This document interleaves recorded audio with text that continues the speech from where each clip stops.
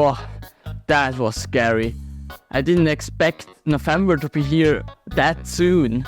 But at least we had in October some very exciting news in the Windows developer ecosystem that we will cover now.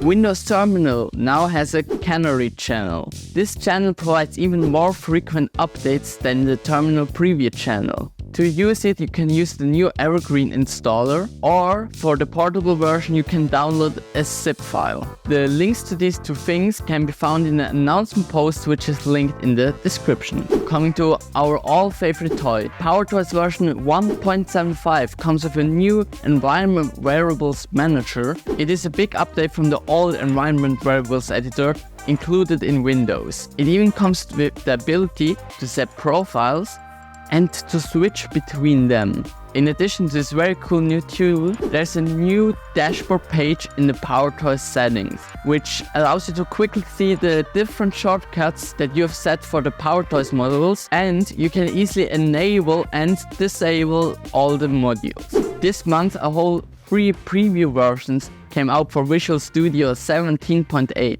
The highlight of Preview 3 being that you have now an indicator on the taskbar icon that will indicate if there's an update, which will be automatically installed as soon as you close Visual Studio. Of course, the preview also comes with a lot of optimizations and bug fixes. Preview 4 and 5, on the other hand, do not introduce any new features, as they are just bug fix preview version.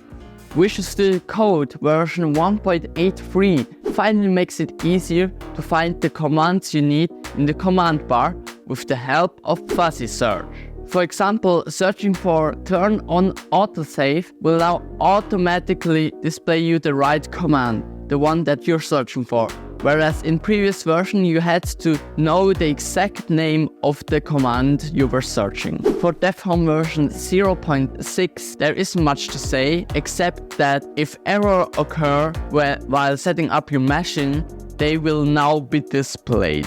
And as the last thing, .NET 8 Release Candidate 2 was released. It will be the last release candidate before the final release of .NET 8. That's already it with this short news video. If you don't want to miss the next episode, please consider to subscribe and leave a like if you liked. Thank you so much for watching, and I will see you next time.